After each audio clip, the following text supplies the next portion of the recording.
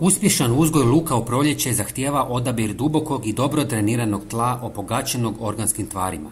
Važno je izbjegavati teška i slabo propusna tla koja zadržavaju vodu, što može uzrokovati propadanje korijena i oštetiti rast biljke. Priprema tla sa gnojivom je ključna kako biste osigurali optimalne uvjete za rast luka. Danas ćemo vam pokazati kako napraviti odlično gnojivo od samo 2 sastojka, bogato najvažnijim mineralima za luk i češnjak.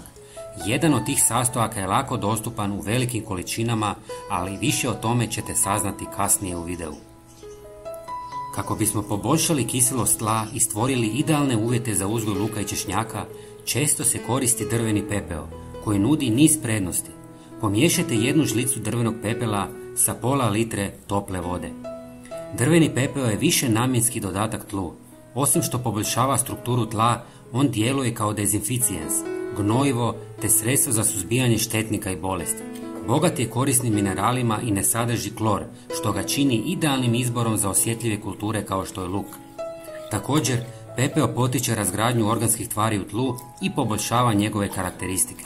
Stoga je upotreba pepela neizbježna pri sadnji luka, pružajući optimalne uvjete za zdrav rast i razvoj.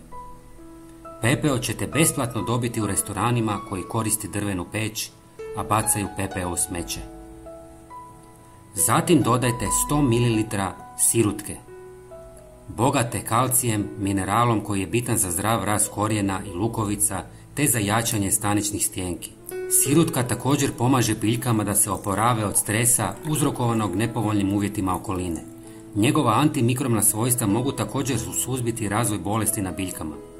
Osim kalcija, sirutka sadrži dušik, fosfor, kalij, što može poboljšati plodnost tla i potaknuti zdraviji rast lukovica. Dobro promiješajte sve sastojke i razrijedite smjesu sa 3 ili više litara vode. Ako želite koristiti folijarno, procijedite kroz gazu kako biste spriječili začepljenje šprice. Zalijevajte tlo prije sadnje ili za već posađene biljke 1 do 2 puta mjesečno, ali pazite da ne pretjerate s količinom.